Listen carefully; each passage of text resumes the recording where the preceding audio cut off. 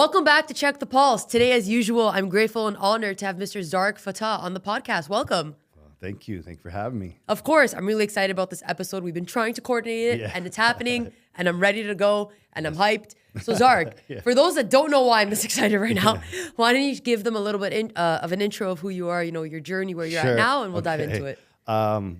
So formerly of the Toronto entertainment nightlife scene, worked in that industry for 25 years, had a very successful career, opening 12 businesses over the course of 15 years. Wow. At the peak of our business, we had 300 employees. Wow. We had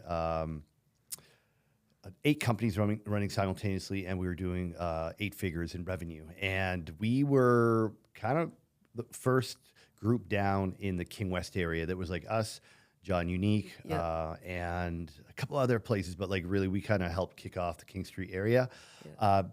Did that for many years, but then in around the age of 40, started just questioning my purpose, asking if there's more to life than, packing clubs and selling sushi and all that. And started to go inwards and found personal development. And in finding personal development, I found myself and I found my purpose. And that put me on a different path where I started to go on retreats and work with coaches and really understand the deeper layers of myself, which I hadn't for 40 years. For sure. And when I started questioning what I would do if I got out of hospitality, I love to travel, and I'm very passionate about personal development and helping others to rise up. So I thought, what would it look like if I hosted my own retreat? Yeah. And in March 2018, that's what I did. And right from that very first retreat, I knew okay, I found something else that I'm really excited about again, because after 25 years in the business, I had just lost my passion for it. And, Toronto nightlife was changing. It just wasn't quite as real as it was before. So I just knew it was time for something else. So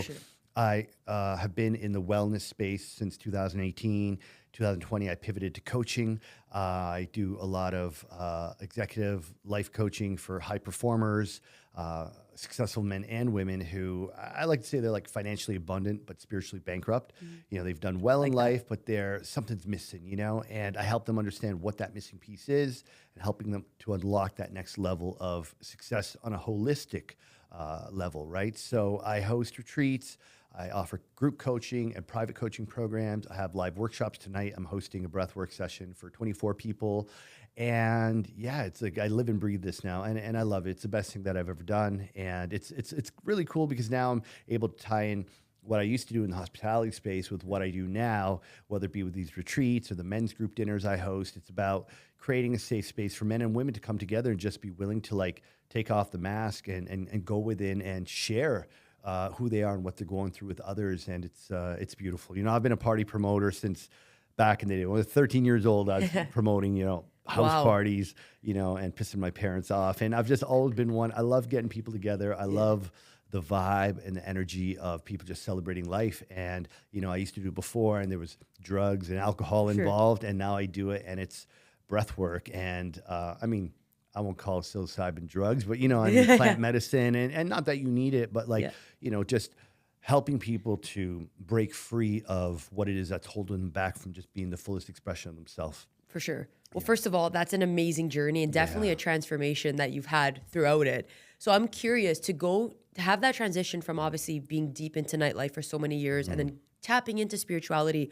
Was there a moment where you kind of had a shift and you were like, okay, this is enough. I gotta, like you said, I have to find myself at a deeper level. But was there one specific moment that stands out to you? Yeah, I would say there's two. One was I was at my, it was my 40th birthday party. I'm looking around. I got, probably 200 people there. And it's beautiful friends and cool, lifestyle, cars, women, all the things, And I just remember feeling wow, I'm not where I hoped I would be. I really thought by 40 I'd be married with kids.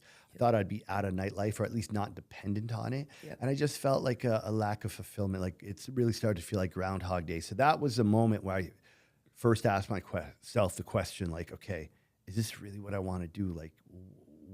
What else is there for me? For sure. Up until then, it was just life was amazing. Yeah. I mean, people used to look at my life and be like, wow, you're so lucky. But we often, we have that perspective when we're on the outside looking in, right? And then I would say the second real epiphany moment was for me on that first retreat when I saw the transformation happening in real time. I saw these 10 guests who had come to Costa Rica with me, I saw them changing right in before my eyes. I'm like, wow, 1 week can create that profound of a shift for people.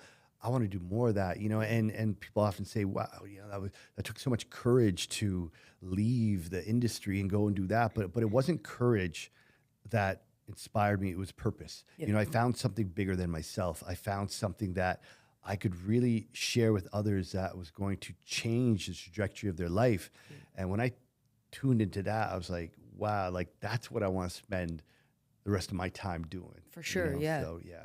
Well, that's amazing. And I love asking people that, because anytime I find someone makes such a big transition, there's always that moment that sticks with them. And it forever holds a special place in your heart, because that's what really shifted you to who you are today. Yeah. So in that, what would you say to someone that, I feel like a lot of people now are trying to tap into spirituality and know that there's more to themselves. But what's your suggestion into where someone can even start that journey? Yeah, so I like to define spirituality as really connecting to the spirit, the soul that's within all of us, because we are born spiritual beings. We are these beautiful blank canvases of love and light that incarnate into love and light, not love and light, love and light. We got some lights. Incarnate into this world. And then, life happens and we start to pile on the layers of trauma, layers of conditioning, layers of identity, right? And I believe spirituality is going back to who you are, connected to source. And whether you do that through religion, through meditation, plant medicine, breath work, whatever the modality or process is, spirituality is coming back to yourself. So for someone who says, I want to be more spiritual, I feel like what they're saying is I really want to be more connected to myself. So what does that look like? Okay, well, where are you disconnected from yourself? Where are you not honoring yourself in what you're eating, what you're listening to, who you're spending time with, what you're consuming, right? The way you treat your body. Like, where are you disconnected from being the divine, whole, perfect person that you were when you were born, right? So it's about really understanding, what are my beliefs? What are the patterns and behaviors that are not in alignment with my highest self? And, for many people, they've got these patterns. They're stuck in these loops in life, and maybe they keep repeating the same relationship with different people. Maybe they keep making money and blowing it. They're in debt. Maybe they just have a very negative mindset. Like, when you can really take a honest, hard look within and ask, what about myself do I feel I want to change or work on? And what do I need to let go of? What shift in perspective do I need to have? What is there I need to heal in my emotional body that will allow me to go back to who I am at the most, at the essence of who I am? So, that can happen in many ways. Obviously, self-reflection, journaling, spending time alone is so important. Spend time alone in nature, no phone. Maybe take your journal, just go for a couple hours, walk in nature, and let whatever is there come up, because we're so busy, we're so distracted, we're numbing ourselves all the time because we don't want to feel. And when you give yourself that time to be alone and just allow yourself to feel, so much comes up, and have the courage to stick with it. They say that one of the worst forms of punishment for anyone is put them in an empty room alone with a chair and no phone, no book, no distractions. And they will go crazy after 15 minutes because all the things come up. That's why solitary confinement is considered to be the worst form of punishment, right? Yeah. And most people will do anything to avoid being alone and being still, because when you are, that's when the shit comes up. And when it comes up, can you face it? Can you be with it? Can you feel it in order to heal it and work through it, right? Yep. And as you work through it, it's like peeling back the layers and seeing what's under there that needs to be processed, needs to be healed.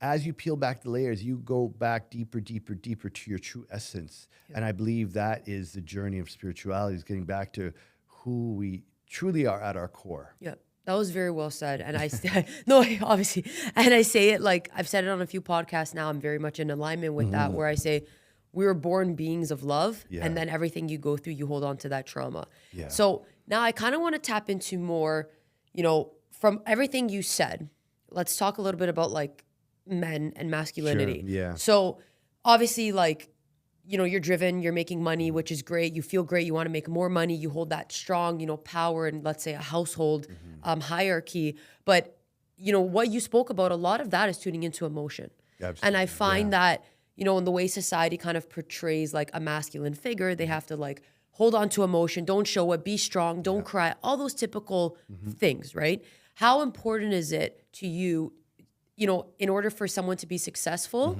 to be able to tap into those emotions, actually feel them, and hey, it's actually not a weakness, it becomes a strength? Yeah, that's a great question because just like myself and many of the men that I coach, they're chasing the superficial success that we're told: get a good job, make money, buy a house, have a wife, have kids, get a boat, maybe a couple fancy cars, like all the things that we see on Instagram and, where we define success as, right? And Eckhart Tolle refers to that as our outer purpose, accomplishment, status, wealth, possessions, all the things.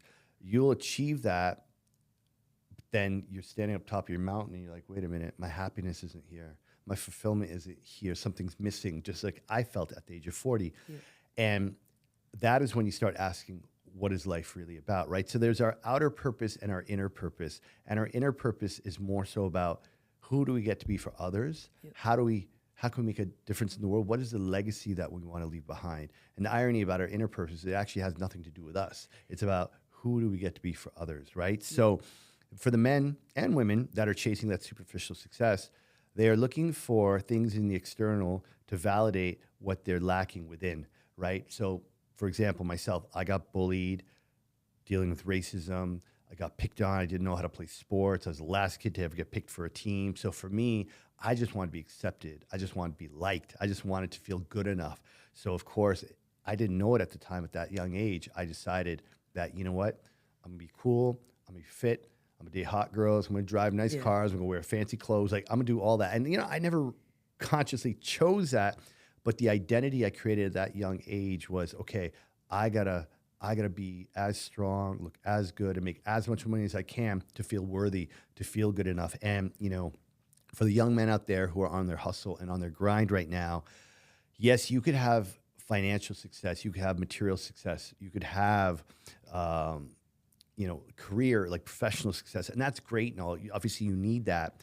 But true holistic success is when you have great health, you have great relationships, you have emotional intelligence, you know how to take care of yourself, and you know how to make muscle, and you know how to make money, and you know how to grind, but you don't have to like hustle and kill yourself. So I think that there's the paradigm of what it means to be a successful man is shifting. Yep. And I think emotional intelligence and coaching and retreats and these programs are now available. Whereas when I was growing up, there was none of that. I mean, right. Tony Robbins really only became popular. I mean, there's the OGs like Jim Rohn and Bob Proctor and all these other guys. But, unless you were really, really in it, you didn't know about that. But now it's like, personal development and coaching has really become more widely accepted, whereas before there was like a stigma to it. Like if you told someone you worked with like a mindset coach or a life coach, people were like, what's wrong with you that you need a coach for life? I thought that too before I really knew what life coaching was. Somebody told me they had a life coach. I thought, you're like, the fuck, you don't know how to wake up? Like, you don't know how to like, what's so tough? What? Yeah. So, and ultimately you don't know what you don't know. Right. And when you have when you're able to identify what's not working and you're able to understand that, you might be making a lot of money, but you haven't talked to your parents in a while, or you're killing it at work, but you're like 40 pounds overweight. When you start to realize, okay, like life is really good in this aspect, but man, I'm really doing shit in these other parts. That's when, it's on you to say, okay, well, how do I create holistic success in my life? And, just to touch on the emotional healing and that part of this, so many men are driven from the pain from the past.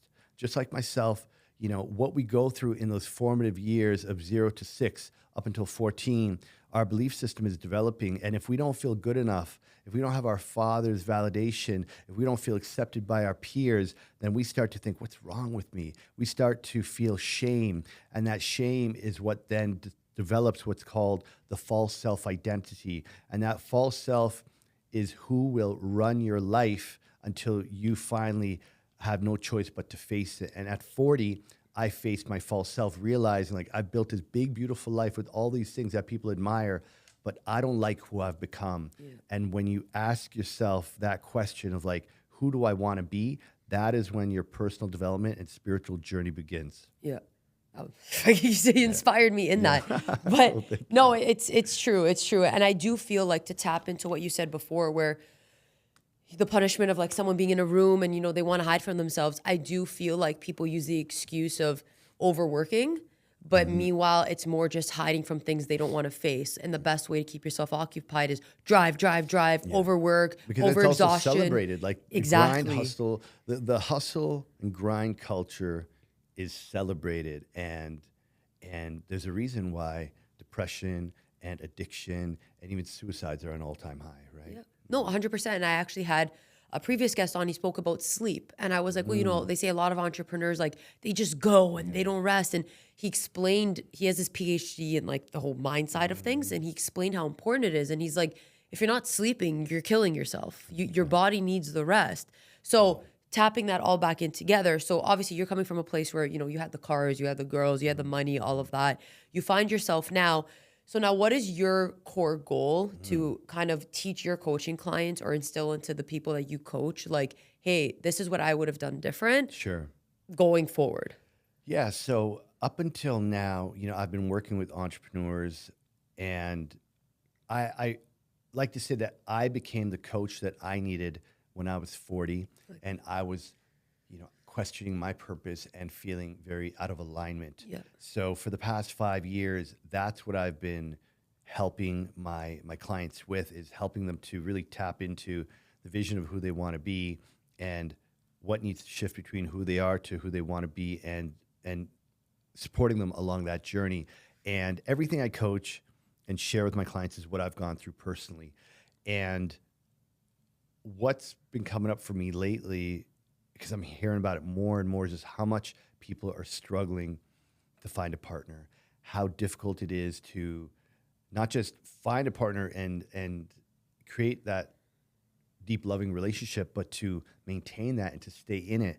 You know, most of my clients are married with children, and I'm learning what they're going through as being an entrepreneur and a father and a husband and all the things that a man deals with. And because part of my own journey has been to heal my wounds from the past, to open my heart, to welcome in my, you know, my life partner. And it's been about a 5-6 year journey of going through the process of healing and learning about myself and stopping old patterns and behaviors. So I'm starting to feel more inspired to share what I've learned through that process with people. And so many people are also reaching out, sharing like, yeah, me too. Yeah, I'm going through that also. Like, you know, I hosted a workshop for men and women a couple of weeks ago called What Women and Men Want, just getting 40 men and women in the room together, just talking about like, what is it that's missing here? Like, why is it that good men and good women aren't meeting each other? And I think, you know, the disconnection because of social media, because of instant gratification and all the distractions in life right now, I believe it's really keeping people apart. Like, people aren't developing meaningful connections in a deep way. So I'm feeling more inspired to start leaning into that. I'll continue to work with my entrepreneurs and the founders that I support. Although, you know, the whole relationship dynamic thing is very interesting to me as well. I do think that's definitely, even like at a younger age, it's still it's like becoming more of an issue now. A lot of people I talk to is the same thing. Well, I'm not dating. Oh, I can't find anyone good. Or do you believe a lot of that also has to come from the lack of internal healing personally, so that you're not attracting, like you said, you have to work on yourself to open your heart up. If you want the most perfect person, but you are not there yet, how can you expect them to enter your life? And I tell people too, you could maybe agree or disagree, but it's also what you put out. I find like a lot of people are saying it's hard to date, but then they're also saying, but I'm okay being single. Like I was meant to be single, or this is my healing era. And it's like, okay, but you could also kind of be in your healing era with an open heart. Yes. So how important do you believe the like, I don't want to say the law of like manifestation, but just putting out what you bring in Yeah. is in relationships. Yeah, I feel what you're saying is bang on, and I just want to unpack that a little bit because if you're not really clear on who you are as a person, what your core values are, and what you stand for, and what you desire in a partner, what you imagine for your partnership, and how you want to feel, if you're not crystal clear on that, you won't know who you need to be to call in that partner. Now, a lot of people say they want a certain type of partner, a certain type of relationship, and it's something they aspire to have. Like just like myself, for Yeah. example, I thought by 40 I would be married, and I was in 4 or 5 different relationships before the age of 40, but I wasn't in alignment. I wasn't the man that was able to create that type of connection because I had my own things to heal. And I believe that God will keep sending you the perfect person you need to shine a light on the wounds that you have yet to heal. Like you will continue to meet people who will trigger things within you that are a mirror that show you what there is to work on. And as I look back on my last 4 or 5 relationships, I could see that each one of them, even though they weren't the one and not my potential life partner, they were the perfect one to show me what I needed to see where the work was still to be done. So I do believe that it's very important to take some time by yourself, go inwards, and understand what are my patterns, what do I keep repeating, what are my beliefs that are holding me back, like how am I sabotaging these relationships, and really take ownership of that and take some time to be on your own and to do that inner work so that when you are ready to start dating and you're able to open your heart and welcome someone in, you're not meeting the person who's there to help you change, but this is a person that's there to help you elevate, because you can only do so much of this work on your own, and then you need to be in partnership to discover what else is there, because you can, it's like training for a fight, and you're in the studio, you're sparring, you're doing everything, at the gym. But it's only when you get in the ring with someone else for real that you get to see, okay, how much of my training has been embodied, right? So I feel that, yes, you can do the inner work, and it's very, very important to go as far as you can. And then in the relationship is when you really get to integrate and embody what you've learned, right? And I could say that there are many people who will go from relationship to relationship. When things get hard, they think, okay, this just isn't the right person for me. It'll be easier next time. I'm just going to start with someone else. And it's never going to get easier if you haven't worked on your core issues. So understanding who you want to be with, how you want to feel, and who you need to become to be in alignment with that type of relationship, with that type of partner. When you are there, then you're going to call that person in, because like you said, everything is energy and vibration. And until you're the vibrational match, God also won't send you your one, because you'll just fuck it up. You will. Yeah, It just won't. It won't turn out the way you hope. So I believe that when you're ready, and you've done the work, and you're very clear, and your intention is true and pure, that's when it'll happen. And I think also in that work you do personally, you'll be able to unpack what that future relationship or partnership may look like beyond a surface level perfection of, maybe all living in a nice home and having this many kids and this and that. Now you can unpack it deeper, and it's like, but what attributes do I want that person to have? Yeah. How do they function energetically? Do they take care of their energy? So you start to look at things from a deeper perspective that you may not have had if you didn't do the inner work yourself, and then you're jumping relationship to relationship, but you're blaming everybody else for not being the right person. Meanwhile, it's you too, right? And most importantly, one of the things to consider when getting to know someone is when things get tough, because it's inevitable, things will get difficult. 100%. How are we going to resolve conflict? Do we share the same communication style? Do we share the same values? During the pandemic, a lot of marriages fell apart because certain things about the pandemic caused couples to question their values of how they want to raise their children and what they wanted to do for their well-being. And that was a big, big catalyst for many divorces. So you got to know that tough times are going to come. And even though I haven't been married, I've coached enough married men to know that, in those tough times when you are really, really not seeing eye to eye, can you navigate those challenges together? Can you hold space for one another with love and compassion, even when you're butting heads? And that is very important. That's why when you do the personal development and you understand conscious communication, you understand how to listen with empathy and compassion, how not to get triggered and how not to be reactive, that equips you with the tools and the capabilities to navigate anything with your partner. So how would let's say someone comes to you and they're doing the work and they're doing the personal development, or let's say both people have, but then one continues. So let's say one is like doing your coaching Right. or is with you, but their partner isn't. So now when they Yes. go try to have this conscious communication, Yeah. there's that disconnect. What advice do you give to that? Because that could be Yeah. frustrating for 100%. that person, right? That's a very real scenario that has happened many times. And, you know, when we start to become, call it enlightened or more conscious, Yeah. we then start to realize how many people around us are not tuned in at the same level. And it can be frustrating because, of course, we want everybody in our life that we love to like see beyond Yeah. this, facade that, most people live in. And you can't force or convince someone to do this work because it's deep work and it gets harder before it gets easier.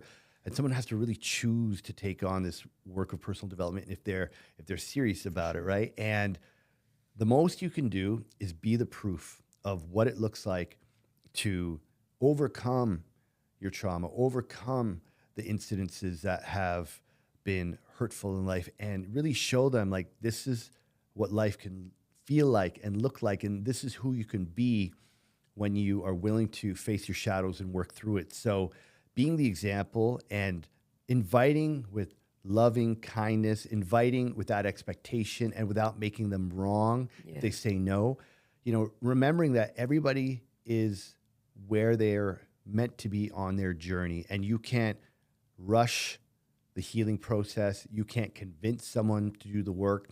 You can just be the example and have them say, you know what, like, I like your energy. Like, I like what's going on. Like, you feel different. Like, what are you doing? Like, how did you do that? And what can I do?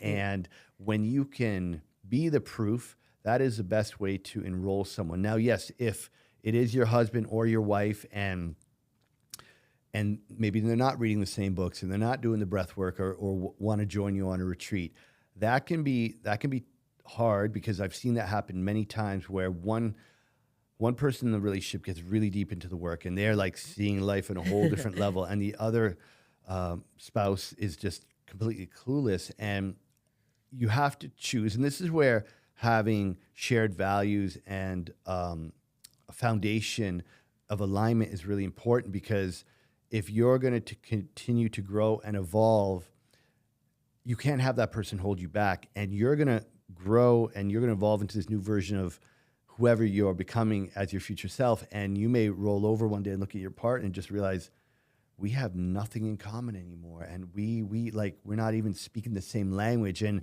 that could be hard. So that's why it's very important that couples choose to go on this growth journey together and be open and try new things with one another. Like, my girlfriend loves yoga. I'm not so into yoga. Like, I understand the benefits, but doing yoga is really important to her, and I want to do something with her that's important to her, for us as a couple. So yeah, I'm going to go to yoga, even though maybe I might prefer to go for a run or hit the gym, but I'm going to do that because I want us to grow together. Right. So it's like, as you know, obviously in every relationship, it's about compromise and about supporting one another in what you believe in. So it can be detrimental to your marriage if you and your partner do not grow together. I'll just leave it at that. And I think, even like you just said, you go to yoga, it's important to your girlfriend.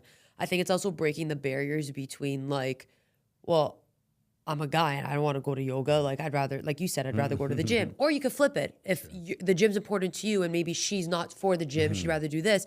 There has to be a middle ground. Yeah. Or else it shows like you're selfish and you're selfish and no one wants to do the work, but you're expecting the work from each other. So I always say, like, a relationship should be teamwork. It's not a war. Yeah.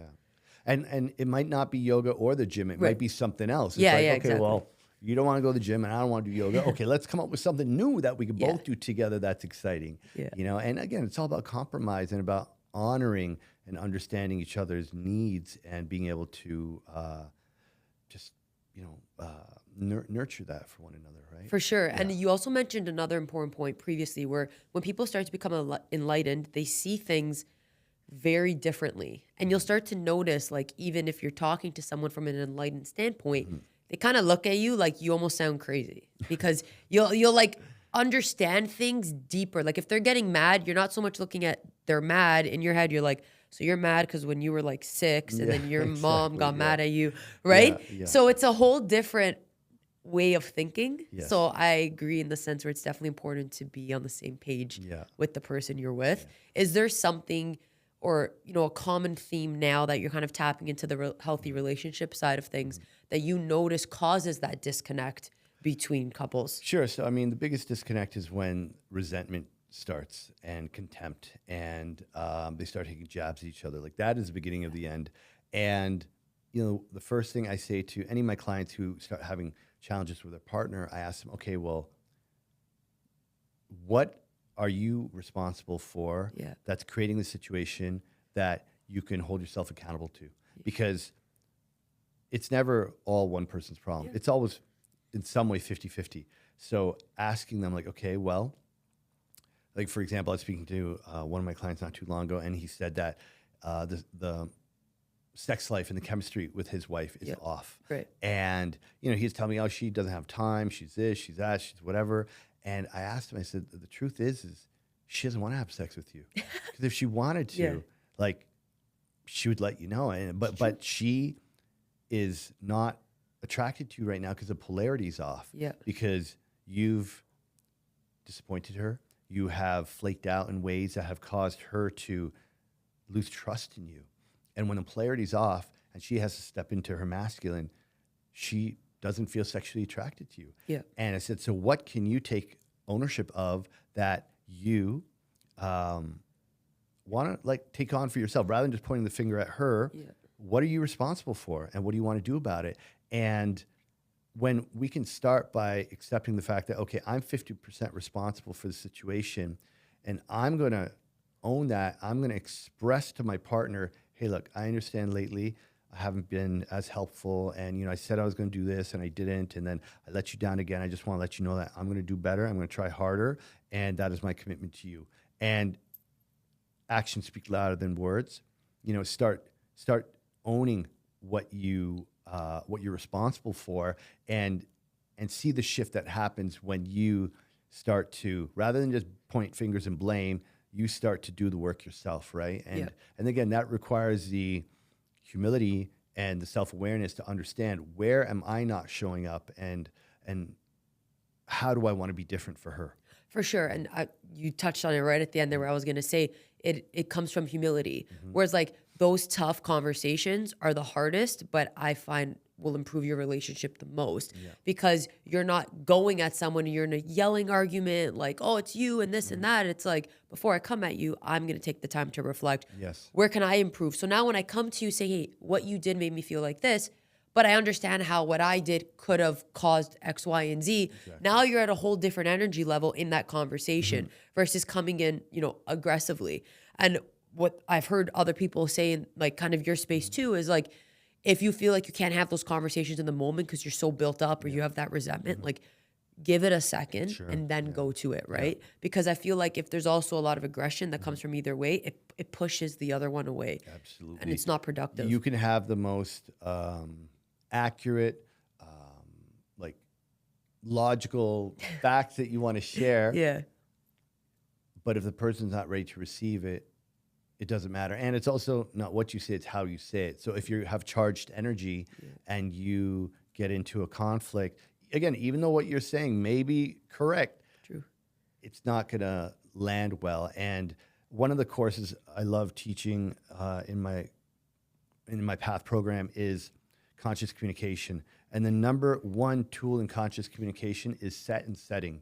Because if you emotionally react because you're triggered, and you just blurt out whatever's on your mind, and then she's emotionally charged and she comes back at you, it's not going to go well. It's not a conducive time or setting to have that conversation. So yes, that's when it requires humility, take a few breaths, and just ask yourself, okay, what am I responsible for here in this situation? Let me process what just happened.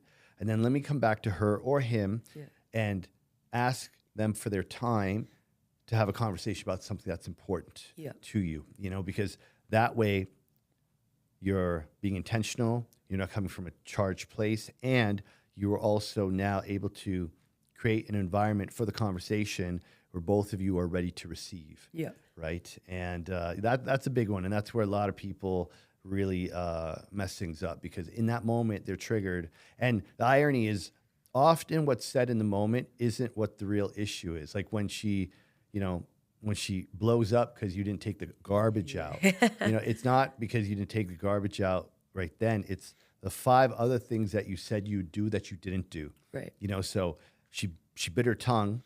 I don't want to say it's all men. It could be men or No, women, 100%, but like she bit her tongue those 5 times, but on that last time you didn't take the garbage out, and now she's had enough and she's giving it to you. Yeah. And then as a guy, you're like, oh, what the big deal? My wife's always nagging me. That's always the line, Yeah.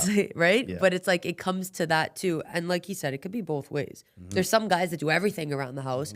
The woman does nothing, and then she's still chirping at him, and he's gonna snap. But it's just a buildup. So yeah, and I actually like to talk about that for a moment, because a lot of women are saying we're the good men. The men are this, men are whatever. And look, don't get me wrong. There's a lot of douchebags out there. There's a lot of playboys. There's a lot of guys who are giving the rest of the men a bad name. And there are also a lot of men who are doing the work. Right. But you're not going to find them in the club. You're going to find them at the bar. You're going to find them on retreats. You're going to find them at Dr. Joe Dispenza. You're going to find them on personal development courses or retreats. That's where you're going to find the men who are doing the work. There's a lot of men who are saying, women don't appreciate me. I don't feel respected. I don't feel like I'm being nurtured and nourished. And there's a lot of men who feel like they're being taken advantage of. So I think that there's this confusion in this is what men need to feel respected and appreciated. Because as men, we want to feel valuable. Right. We want to feel like we're providing. We want to feel like our hard work is acknowledged. And often we don't get that. And when a man doesn't get that, then he starts to think, well, the fuck's the point then? Like, what am I doing all this for, And that's when the resentment starts to build. And then women, they want to feel safe. They want to feel secure. They want to feel respected. They want to feel beautiful. Yeah. And often as men, we just want to provide. We just want to provide solutions. We just want to provide resources. We don't know how to drop into the heart and really feel what a woman wants. And the only way a man's going to understand that is when the woman can communicate to the man what she really needs in a loving and compassionate way. Yeah. Because for a lot of men, as soon as a woman says, hey, baby, we got to talk, it's like, what'd I do? Yeah, right? Yeah. And there's a way to have that conversation, sharing what she needs emotionally, what she needs physically, sexually, financially, what she needs in a way that doesn't make him feel like he's done something wrong. And that's why, again, communication is so important, and being able to have those difficult conversations. And they don't even have to be difficult. Let's call them sensitive conversations in a way where nobody feels threatened. But honestly, as a man, like, we just want to know, like, everything's okay. I didn't do anything wrong. We're having this conversation to be better. And now I can take my guard down. Yeah. It's funny. I was watching this video by Preston Smiles the other day, and he said, ladies, if you have something important to talk to your man about, don't start it with babe, we got to talk, right? Start it with, honey, I wanted to share something with you, but I want to let you know that I'm not mad. I love you. I appreciate you. And after this conversation, we're going to go have sex. Works. I think he's like, okay, what you got for me? Well, sure, what do you want to say? Well, when he understands she's not mad, right, and he didn't do anything wrong, and I was like, oh, okay, cool. You kind of breathe. And this is for us, and damn, I'm okay. Okay. The man is ready to receive, and he's open, and he's not going to get defensive, right? I thought that was really smart, and I thought that was a great idea on how to initiate the conversation. But in all seriousness, a woman can just help a man open up and be ready to receive by just letting him know, like, hey, you didn't do anything wrong, and I'm not mad at you, but like, this is what's coming up for me. And right? I think it's also tying into that. A lot of women will say, like, well, men aren't emotionally intelligent, or they don't understand.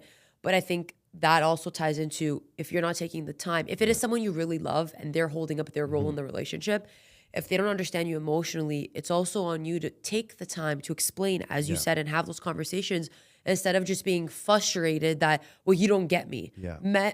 I believe, like, at a surface level, men won't fully understand the way women thinks, and women won't fully understand the way man thinks. It's just, it's divine feminine, divine masculine. It is what it is. But if you can both come together and make the effort to try to understand each other, that's when the true growth happens. In your opinion, how important is it? Obviously, men have more masculine energy, female have more feminine, typically. How important is it, though, to still be able to tap into the opposing energy, even as an individual? Yes, so very much so. I mean, that's where the real balance can create magic in the relationship. So, for example, a man who's very in his masculine, who just wants to solve and fix and provide, when she has something to say that's important, that's when he needs to be able to shift to his feminine and just listen without trying to solve or fix anything. Yeah. Just listen, just hold space. If she needs to cry, if she needs to emote, whatever it is, just hold her, just be with her. Yeah. You know, and that's why often women will go talk to other women about what's going on in their life Yeah. because they just want to be heard, seen, and most importantly, they want to be felt. So when a man could drop into his heart and just listen with empathy and compassion, she can feel that, and then she feels safe to open up, right? And you know, on the flip side of that, with a woman tapping into her masculine, you know, a man on a day-to-day basis has a lot to do. He's got you know, a lot of stress, a lot of pressure, just day-to-day life. Yeah. You know, for his partner to be able to get things done in her own way, and whatever her responsibilities may be, Right. her being able to have the capability of tapping into her masculine when needed to get things done helps to alleviate the load that he's got going on, you know, because men, they're at work all day, they're doing what they're, you know, doing, whether it be run their own business or, you know, whether it be working on a job site, and then they come home and then they don't need another 10 things to do. Yeah. You know, and now, of course, I'm not saying that women at their job or if they're at home with kids or whatever they're doing, it's not like they don't have a lot to do as well, but it's just about understanding when to shift into masculine or feminine to support one another. Because, that's the dynamic. And that's where often I feel that imbalance throws off the sexual polarity. And then that opens up a whole other situation for them. For sure. And do you find, I feel like more back in the day, it was like man's a man, woman's a woman. And I feel like now in these conversations, it's becoming more aware that, hey, it's okay to kind of tap into the opposite. So with your clients in general, do you see kind of a growth with that in relationships? To be honest, with a lot of my clients, they do have traditional family values where the wife is home with the 3 kids, you know, and husband's at work. And some of them even, you know, the wife will be at home, and when the kids are out to work, so when the kids are at school and husband's at work, she will support him in some capacity, either with the business or just doing the things at home that need to get done because, you know, obviously he can't be at work and be at home taking care of the kids. So I think as much as there is obviously a lot of women who have careers and they're doing really well and they're financially and professionally successful, I do also feel that there is a shift of traditional values coming back where women are choosing to stay at home, to be an at-home mom with the kids, providing something that is so crucial for the child's development. So, you know, I'm a little bit more traditional in that sense. Like, of course, I want my wife to work and make money, but at the end of the day, I also believe that when it's time to have children, if we both agree, hey, she wants to stay home and just be a great mom and take care of the home and take care of the children, okay, amazing, no problem, let's do that, you know? And I think that's important because there's certain things a woman can do that a man just can't. 100%. You know, especially in those early years of development, it's so important for the child's psyche and for their growth to feel the nurturing of the mom there to create that safety in the home. You know, that's just how we're wired. 100%. And like, obviously women have more of that like nurturing and that caring aspect, and men have more like the survival, protective. Even I tell people down to the basic, like the movie The Lion King. The Mufasa's the guy that goes out and does the hunting and teaches his son And then his wife is the one that is always around the cubs. She's aggressive in her own way and protective, but it's more for the children. And I think now there's also like, I'm all for like, I own my own company. I'm all for women working and all that stuff. But I do think there's kind of the stigma that's built around like a woman staying home and Yeah. doing those kinds of like Yeah, like chores it's and demeaning duties. or it's not as important. Yeah, Like, I when it's mean, like, if we actually take a step back and go back years and years, why that happened, Yeah. take away all the politics Yeah. of that. But it's because your innate being is as a woman to be more nurturing and caring. Yeah. And a man is to be more, fight or flight, survival, protect, provide.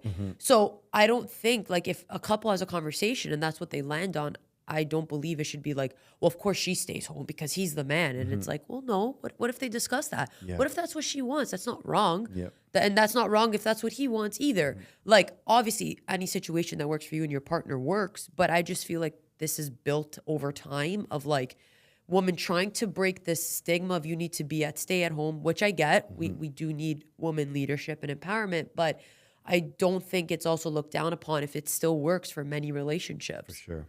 Yeah. And, to tap back into the masculine feminine dynamic, for a woman to go to work, to do what she's doing, especially if it's a job that's very cerebral, very much about problem solving solutions. She's very much in her masculine energy. And then she's going to come home after work. And then now a lot of women I know, they have trouble shifting into their feminine. Correct. And again, masculine and masculine don't work, right? And again, not to say that men can't stay home and raise children, because my brother actually works from home and he's home a lot with his kids as they come home for lunch. He's there, he cooks for them, picks them up after school. My sister-in-law comes home, afterwards, and my brother is not necessarily he is a stay-at-home dad, but he's also running his business from home, and he does an amazing job at it. So it's not that one of the man or the woman needs to be home. It's got to be the woman. But when a child comes home and there's a nanny there or a babysitter and the parents aren't home till like 5:30, 6 o'clock, like that's a very pivotal time in a child's life. And to come home and know that mom is there or dad are there and there's food and, you feel that comfort, like that's really, really important, and I think, again, every marriage is going to have its own set of agreements. And I think that is fundamentally one of the most important things that you and your partner need to agree upon. Yeah. Hey, when children come in the mix, how do we want to raise them? For sure. What type of home do we want to create for them? Because it really, really impacts the development of the child. For sure. No, I'm 100% in alignment with that. And then kind of the last question I ask everybody on the podcast is, for you, we kind of spoke about this earlier, so I'm going to change the age range. Usually I say 16, but I'm going to ask you for 30. What's one piece of advice you'd give your 30-year-old self? Yeah, so I can honestly look back and say that some of the best years of my life were a complete blur because I just wasn't present. I wasn't in the moment to really just appreciate like how awesome life was because I was so focused on growth and hustle, next project, the next, that I never really just took the time to stop, take a deep breath, and just savor the moment for what it was, not realizing like that moment will never happen again. And I think that we live in a day and age where everything moves so quickly, like everything is instant gratification, double tap, swipe, comment, and things are only going to move faster with AI now. And for a 30-year-old person, you are living through such an amazing moment, a time in your life. Really slow down, enjoy it. There's no rush. There's no race. There's no finish line because when we are on our hustle, we are on our grind, and we're so fixated on that next goal. And that next goal is a moving target because even as we get close to that goal, there's a new goal and then another one and then another one. So I would say to be present, to really get to know yourself. Spend time alone, learn about who you are. You'll make better choices. You'll be less reactive. You will attract amazing people in your life when you can really know yourself, understand what there is for you to improve, to work on, to develop. And that comes through presence. If you're so distracted by the external and the next goal or the next car, watch, girl, if you're so distracted with all of that, you never get to just sit with yourself. And I wish someone had given me that advice, you know, when I was in my 30s, because I look back now and I could see that, yeah, I made a lot of choices and business decisions that I'm not going to say I regret, because everything I did has brought me to this point in time right now, sitting in this chair talking to you. But I will say that if I could go back and do it again, I would have made different choices. And had I been more present and conscientious and connected to myself, I would have chosen differently. Well, I love that. First of all, I think a lot of people can relate to that. So thank you so much for coming on. My pleasure. Thanks for having me. Guys, you know what to do. Like, subscribe, share. I'm going to tag all of Zarak's information in all the bios. Give him a follow. Check out his content. I know you were just as inspired as I was sitting in this chair. And you know the drill. Stay tuned for the next episode.